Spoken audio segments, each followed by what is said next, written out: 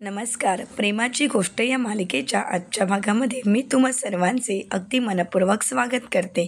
आजच्या भागामध्ये आपल्याला पाहायला मिळतं सावनीला ब्लॅकमेल करणारा एक मेसेज येतो. आता तो पाहताच सावनीच्या पायाखालची जमीन सरकते, कारण त्या ब्लॅकमेलच्या मेसेजमध्ये आलेलं असतं, डॉक्टर प्रदीप कोल्हे खोटा आहे. त्याच्यासोबत मिळून तू जे काही केलंस ते सगळं काही मला माहीत आहे. डॉक्टर प्रदीप कोल्हे हा खोटा डॉक्टर उभा करून तू स्वतःचा स्वार्थ साध्य करण्याचा प्रयत्न केलास, परंतु हे सगळं काही मला माहीत आहे आणि ते जर कोणाला कळू नये असं जर तुला वाटत असेल तर एक गोष्ट करायची की मी कोण आहे हे शोधण्याचा प्रयत्न करू नकोस. तसं जर करण्याचा प्रयत्न केलास तर तुला महागात पडेल. आता मात्र सावनीला धक्काच बसतो. सावनी विचार करू लागते की हा मेसेज नक्की कोणी केला असावा. कोणाला कळालं असेल की मी जे काही केले आहे ते हे सगळं काही मी माझ्या स्वार्थासाठी केलं आहे. सावनी विचार करते तर सावनीच्या लक्षात येतं लकीनेच कोणाला तरी सांगितलं असावं आणि त्यामुळेच मला हे ब्लॅकमेल करण्याचे मेसेज येत आहेत असं सावनीला वाटू लागतं. सावनी चिडते आणि म्हणू लागते, हा मूर्ख लकी, कोणालाच काही सांगण्याची काही गरज होती का? परंतु आता या लकीने कोणालाच सांगितलं असावं. विचार करताच तिच्या लक्षात येतं की मुक्ता हे सगळं काही मुक्ता करू शकते, कारण लकी हे सगळं काही फक्त मुक्तालाच सांगू शकतो. नाही, आता या बावळट लकीला मी सोडणार नाही असं म्हणत सावनी रागानेच लक्कीच्या रूममध्ये जाते. तर लक्की ह्या सावनीवर चिडतो आणि विचारतो, काय झालं आहे गं एवढे मोठमोठ्याने बोलायला? तर सावनी म्हणते, लक्की अरे तूच हे सगळं केलं आहेस ना? लक्की विचारतो, काय केलं आहे मी? तर सावनी म्हणते, लक्की अरे मुक्ताला तूच सांगितलं आहेस ना डॉक्टर प्रदीप कोल्हे यांच्याबद्दल? तर लक्की म्हणतो, मी कशाला सांगू? तर सावनी म्हणते की हो, हे सगळं काही तूच केलं आहेस, त्याशिवाय मला ब्लॅकमेल करणारे मेसेज येणारच नाही आहेत. लक्की म्हणतो, सावनी तुझं डोकं फिरलं आहे का? मी काही वहिनीला सांगितलं नाही. अगं सावनी, तूच तर म्हणाली होतीस ना की दादूसला वहिनी सांगू शकते, आणि म्हणूनच मी वहिनीला काहीही सांगितलं नाही. कारण जर दादूसला कळालं असतं तर दादूसने एव्हाना मला घराबाहेर काढलं असतं, आणि एवढी मोठी रिस्क मी का घेईन? मी कोणाला काहीही सांगितलं नाही. तर सावनी म्हणते, तू नाही तर कोणी, असं म्हणत ती लकीची कॉलर पकडते आणि लकीला म्हणू लागते, लकी एक गोष्ट लक्षात ठेव, माझ्या विरुद्ध कोणताही डाव खेळण्याचा प्रयत्न केलास तर ही सावनी तुला जिवंत सोडणार नाही. आणि एक गोष्ट कायम लक्षात ठेवायची, तुझ्यासारखे 56 आले आणि 56 गेले, परंतु या सावनीला हरवण्याची ताकद कोणातच नव्हती. तर आता लकी म्हणतो, ए सावनी, माझी कॉलर पकडण्याची काही गरज नाही, कारण मी असं काही केलं नाही. तर सावनी लकीला म्हणते, मग कोण असेल की माझं सत्य त्याला कळालं असेल? तर आता लकी म्हणतो, ते तुझं तू शोध, परंतु मी वहिनीला किंवा दादूसला कोणालाही काहीही सांगितलं नाही. कारण अगं तुला एवढंही कळत नाही का? मी जर दादूसला काही सांगायला गेलो तर मी तर मरणारच आहे आणि माझ्याबरोबर तूही मरणार आहेस. त्यामुळे प्लीज यापुढे माझ्यावर असे खोटे आरोप लावू नकोस. आता मात्र सावनी विचार करू लागते की नक्की कोण असेल की ज्याला माझ्याबद्दल सत्य कळालं असेल. लकी नाही तर कोण, असा सावनी विचार करते आणि बाहेर येते. तर दुसरीकडे पाहायला मिळतं मुक्ता ही दिवाळीचा आकाशकंदील बनवत असते. तर सावनी ही मुक्ताकडे रागाने पाहत असते. आता सावनी मनाशीच म्हणते, मुक्ता हे सगळं काही तूच केलं असणार याची मला पूर्ण खात्री आहे. लकीने कितीही काही सांगण्याचा प्रयत्न केला तरीसुद्धा माझा लकीवर विश्वास नाही. परंतु लकीने तुला का सांगितलं असावं? लकीला तर माहीतच आहे की तुला जर त्याने सत्य सांगितलं तर त्याचंच नुकसान आहे.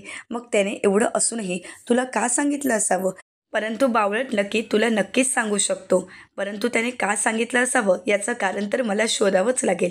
मुक्ता, अगं तू जेवढी साधी, सरळ आणि भोळी दिसत आहेस तेवढी तर भोळी नक्कीच नाही आहेस, हे मला चांगलंच माहीत आहे, आणि हे सत्य तुलाच समजलं असावं एवढं मात्र नक्की. आता सावनी विचार करत असते की मुक्ताला हे सत्य समजलं असेल का? त्याचवेळी मुक्ता ही सावनीला आवाज देते आणि म्हणते, सावनी तुम्ही काही काम करत आहात का? येता का जरा आकाशकंदील लावण्यासाठी? आता मात्र मुक्ता शांतपणे बोलल्यामुळे सावनी विचार करत म्हणते, नाही, मुक्ता तर यामध्ये असूच शकत नाही, कारण मुक्ताला जर सत्य कळालं असतं तर एव्हाना तिने मला फाडून खाल्लं असतं. परंतु तसं तर काहीच झालं नाही आहे. ती माझ्या अंगावरही धावून आली नाही आहे. ती एवढी शांतपणे बोलत आहे, याचा अर्थ मुक्ताला काहीच माहीत नसावं. बरं झालं, यामध्ये मुक्ता नाही आहे, मग कोण असेल? असा सावनी विचार करू लागते. तर मुक्ता विचारते, काय झालं सावनी, येत आहे ना जरा मदत करण्यासाठी? आता मुक्ता ही आकाशकंदील लावण्यासाठी येते.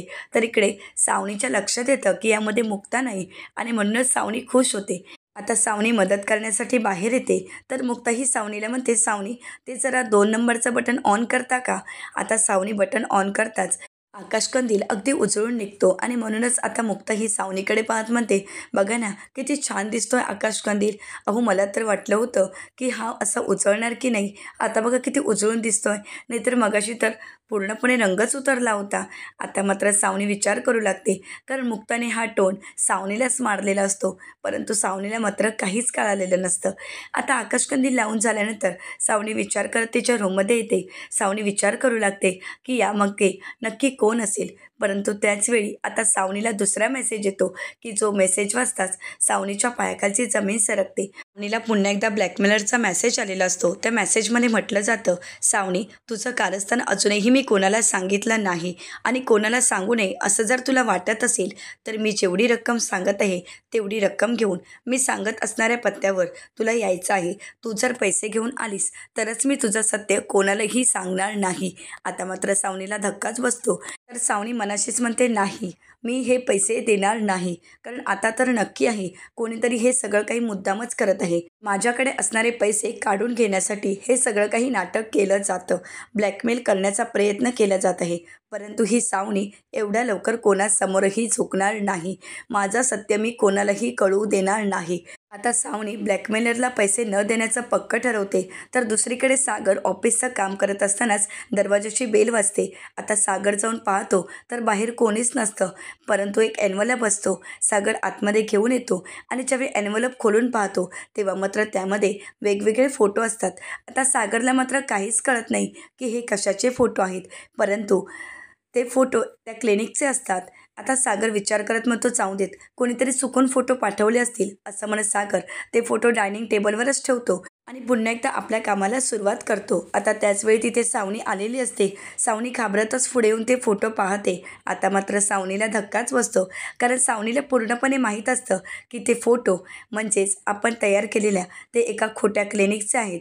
आता मात्र सावनी काय करावं आणि काय नाही हे काहीच कळत नाही. सावनी खूप घाबरून गेलेली असते. सावनी फ्रीजमध्ये असणाऱ्या पाण्याची बॉटल घेते आणि त्यानंतर सावनी विचार करत म्हणते, नाही आता मला ब्लॅकमेलरला पैसे तर द्यावेच लागतील. तर आता सावनीला पुन्हा एकदा मेसेज आलेला असतो. मी सांगितलं त्याप्रमाणे मी करून दाखवलं आणि पुढचं डिटेल्स जर सागर कोळी यांना कळू नयेत असं जर तुला वाटत असेल तर तुला मी जेवढी रक्कम सांगत आहे तेवढे पैसे घेऊन यावे लागतील. आता मात्र सावनीला काय करावं हेच कळत नसतं. सावनी विचार करू लागते. तर आता सावनीला पुन्हा एकदा मेसेज आलेला असतो. तर त्यामध्ये लिहिलेलं असतं, सावनी अगं तू किती विचार केलास तरीसुद्धा तुला आता मला पैसे द्यावेच लागतील, कारण तुझं सत्य जर कोणाला कळू नये असं जर वाटत असेल तर तू आत्ताच्या आत्ता मी ज्या ॲड्रेसवर सांगत आहे त्या ठिकाणी 2 लाख रुपये घेऊन यायचे आहेत. परंतु पैसे घेऊन येत असताना कोणालाही काहीही सांगण्याचा प्रयत्न करू नकोस, कारण जर तू कोणाला काही सांगण्याचा प्रयत्न केलास तर त्याचे परिणाम काय होतील हे तुला दिसतीलच. त्यामुळे आणि पैसे घेऊन येत असताना कोणाला घेऊन येण्याचा शहाणपणा तर बिलकुल करू नकोस. आता मात्र सावनी विचार करत म्हणते, नाही आता तर मला या ब्लॅकमेलरचं ऐकावंच लागेल, कारण जर मी याला 2 लाख रुपये दिले नाहीत तर माझं करोडोचं नुकसान होऊ शकतं आणि पुढच्या 2 तासामध्ये ॲड्रेस पाठवलेला आहे त्या ठिकाणी पैसे तर घेऊन जावेच लागतील.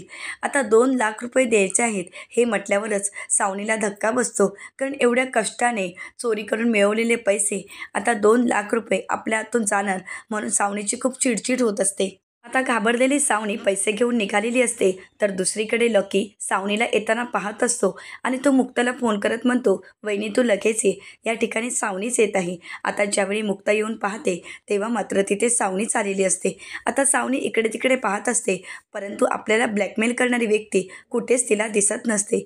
आता सावनी विचार करू लागते की नक्की कोण असेल ही व्यक्ती. आता मात्र सावनीला काहीच कळत नाही, कारण त्या अंधारामध्ये सावनीला कोणी दिसतही नसतं. आता त्याचवेळी मुक्ता ही सावनीला मेसेज करते आणि म्हणते, मागच्या बेंचवर पैसे ठेवायचे आणि तिथून निघून जायचं, मागे येऊन पाहण्याचा शहाणपणा करायचा नाही, नाहीतर सागर कोळींना तुझं सत्य सांगायला मला वेळ लागणार नाही. आता मात्र सावनी घाबरते आणि तिच्या हातामध्ये असणारे पैसे तिथे ठेवते आणि निघून जात असते. आता मुक्ता ही सावनीच्या मागोमाग धावत येते आणि तेथील पैसे उचलते. आता मात्र ज्यावेळी मागे वळून पाहते त्यावेळी मात्र तिथे पैसे नसतात. तेव्हा सावनीला धक्काच बसतो, कारण आत्ता तिथे ठेवलेले पैसे अचानक कुठे गायब झाले हा सावनी विचार करू लागते. परंतु आपल्या हातून पैसे गेलेत या रागाने सावनी घरी येण्यासाठी निघते. तर दुसरीकडे मुक्ताही लकीला म्हणते, लकी बघ, या पैशांवर असणारी खुणा ही मीच करून ठेवलेली आहे आणि म्हणूनच हे पैसे आपलेच आहेत.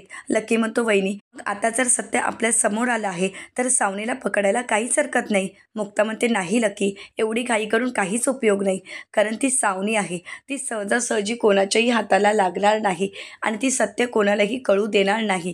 त्यामुळे आता आपल्याला सावध राहावं लागेल. परंतु एवढं मात्र नक्की, सावनीचं सत्य बाहेर येण्यासाठी आपण जे काही प्लॅन केले होते ते खरे ठरले आहेत. सावनीने फक्त आता आपल्या हाती 2 लाख रुपये लागू दिले आहेत, परंतु इतर पैसे तर सावनीकडेच आहेत. त्यामुळे जोपर्यंत बाकीचे पैसे कुठे आहेत ते कळत नाही तोपर्यंत आपण सावनीचा खरा चेहरा कोणासमोर आणू शकत नाही. लकी, तू एक काम करशील का? तू हे पैसे घेऊन खरीच ये आणि मी तुला मेसेज करेन, त्यावेळी सगळ्यांना घेऊन मी ज्या ठिकाणी सांगेन त्या ठिकाणी यायचं आहे. लकी म्हणतो, बरं ठीक आहे. मुक्ता म्हणते, लकी मी आता हिच्या मागावरच जाणार आहे, म्हणजे मला कळेल की हिने नक्की पैसे कुठे ठेवले आहेत. आता सावनीच्या वेळी बिल्डिंगच्या खाली येते त्यावेळी सावनीच्या लक्षात येतं. सावनी विचार करत म्हणते की काय करू आता, तर हे पैसे मला तिथून उचलावेच लागतील, कारण ज्या अर्थी ज्याने मला ब्लॅकमेल केलं त्याला त्या हॉस्पिटलबद्दल माहीत आहे, माझ्याजवळ पैसे आहेत हे माहीत आहे. मग नक्कीच मी पैसे कुठे ठेवले हेही माहीत असतील. एवढ्या कष्टाने मिळवलेले पैसे असे सहजासहजी मी हातून जाऊ देणार नाही. हे सत्य मी कोणालाही कळू देणार नाही. आता त्या ब्लॅकमेलरला पैसे कुठे आहेत हे समजण्या अगोदरच मला त्या पैशांची जागा बदलावीच लागेल असा विचार करत सावनीने ते पैसे आपल्या हाती घेऊन दुसऱ्या ठिकाणी ठेवायचं ठरवते. आणि म्हणूनच तिथे कोणी नाही या संधीचा फायदा घेत सावनी तिने लपवलेल्या कुंडीमधील पैसे काढू लागते. आता हे सगळं दृश्य मुक्ता पाहत असते. ज्यावेळी सावनी सर्व पैसे बाहेर काढते त्यावेळी मुक्ता म्हणते, मला खात्री होती की हे काम सावनीचंच असणार आणि सावनी कुठल्याही थराला जाऊ शकते, परंतु आता सावनी या गुन्ह्याला तुला माफी नाही असं म्हणत आता मुक्ता टाळ्या वाजवतच पुढे येते. आता मात्र मुक्ताला पाहताच सावनीला धक्का बसतो. सावनीला काय करावं काहीच कळत नाही. सावनी पूर्णपणे घाबरून गेलेली असते. तिच्या चेहऱ्यावरचा रंगच उडालेला असतो. तर मुक्ता म्हणते, सापडला. तर आता सावनी विचारते, कोण? तर मुक्ता म्हणते, चोर सापडला. तर सावनी विचारते, कशावरून? तर मुक्ता म्हणते, रोग तर तुझ्याच हातात आहे. आता मात्र सावनी काय बोलावं काहीच कळत नाही. सावनी पूर्णपणे घामाघूम झालेली असते. त्याचवेळी घरातील सर्वजण तिथे आलेले असतात. आता मुक्ता ही सावनीच्या हातातील सर्व कॅश घेते आणि त्यावर असणारी खुणा चेक करते आणि सावनी म्हणते, सागर हे पैसे आपलेच आहेत, कारण मी तुम्हाला म्हणाले होते पैसे ठेवण्या अगोदर आपल्या घरातील पैसे आपल्याला कळावेत यासाठी मी त्याच्यावर खून करून ठेवली होती आणि ती खून या पैशांवर आहे, म्हणजे हे पैसे आपलेच आहेत. आता मात्र सावनी काहीच बोलत नाही. तर सागर म्हणतो, मुक्ता मी तुम्हाला त्यावेळेस म्हणालो होतो की हे सगळं काही सावनीचंच कारस्थान असणार, परंतु नाही, तुम्ही तिच्यावर विश्वास ठेवला. अहो ही बाई या व्यतिरिक्त काय करू शकते हेच तर तिला करता येतं, या पलीकडे ती काहीही करू शकत नाही. तर मुक्ता म्हणते, सागर आता बस झालं. आता आपल्या घरात चोरांना थारा नाही. तर इंद्राताईला केसवाती सगळ्यांना सावनीचा खूप राग आलेला असतो. सागर म्हणतो, आणि ही सावनी मुक्ता तुमच्यावर आळ घालण्याचा प्रयत्न करत होती, परंतु सावनी एक गोष्ट लक्षात ठेव, सत्य फार काळ टिकून राहत नाही आणि जे टिकून राहतं ते सत्यच नसतं. आता मात्र सावनी शांतच होते. तर मुक्ता म्हणते, सावनी आता बस झालं. आता तर तुम्ही मर्यादा पार केली आहे, मर्यादा ओलांडली आहे. आत्तापर्यंत या घराने तुम्हाला सावरून घेतलं, सांभाळून घेतलं का? तर एकेकाळी तुम्ही या घरची सून होता म्हणून. अहो तुमच्या प्रत्येक चुका आम्ही पोटात घातल्या, कारण या फॅमिलीचा आम्ही तुम्हाला भाग समजत होतो, परंतु नाही सावनी, तेवढी तुमची लायकीच नाही आहे. त्यामुळे यापुढे मी तुम्हाला या घरात ठेवू शकत नाही. आतापर्यंत तुम्ही खूप काही कारस्थानं केली, परंतु आम्ही त्याकडे दुर्लक्ष केला, परंतु आता नाही. सागरच्या कष्टाचे पैसे चोरत असताना तुम्हाला काहीच वाटलं नाही का? ज्या घराने तुम्हाला आदर दिला त्याच घरामध्ये चोरी केलीत? नाही सावनी, आता बस झालं. हे घर माझं आहे आणि माझ्या घरामध्ये चोरांना थारा नाही. तर सावनी म्हणते, मुक्ता. तर मुक्ता म्हणते, सावनी मी तुला अगोदरच ऑन केलं होतं, यापुढे एक जरी चूक, एक जरी गुन्हा झाला तर मी तुला या घराबाहेर काढेन, परंतु नाही, त्यावेळी तू माझ्या बोलण्याकडे दुर्लक्ष केलास. परंतु आता हे सगळं सगळं काही मला प्रत्यक्षात करावंच लागणार आहे. तुला या घराच्या बाहेर काढावंच लागणार. आता मात्र सावनी घाबरते आणि सागरला म्हणू लागते, सागर अरे प्लीज मुक्ताला सांग ना, अरे मी कुठे जाणार आहे, प्लीज मला प्लीज घराबाहेर काढू नका. तर सागर मुक्ताला म्हणतो, मुक्ता मी तुम्हाला अगोदरच सांगितलं होतं की या बाईला घरात आणू नका, कारण तिची तेवढी लायकीच नाही. आपण कितीही तिच्यावर दया दाखवण्याचा प्रयत्न केला तरीसुद्धा त्याचा काही उपयोग होणार नाही. आणि मुक्ता ही तर तुमच्यावरच आळ घालायला निघाली होती.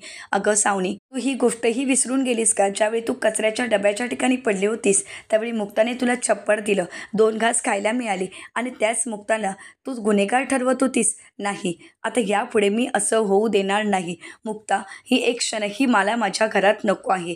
तर आता सावनी म्हणते, प्लीज माझं ऐकून तरी घ्या, मी ती चोरी केलीच नाही. तर इंद्राताई चिडतात आणि म्हणू लागतात, अगं सावनी आता गप्प बस. अगं पैशांचं बंडल तर तुझ्याच हाती सापडलं ना, मग तूच चोर आहेस आणि आता किती सत्य लपवण्याचा प्रयत्न करणारस. आता सत्य लपणार नाही, सत्य समोर आलं आहे आणि त्यामुळे तुला यापुढे माझ्या घरात थारा नाही. तर इंद्राताई म्हणतात, स्वतेच जा, कोयता घेऊन ये. आता तर दिवाळीची घाण मी घराबाहेर काढणारच आहे.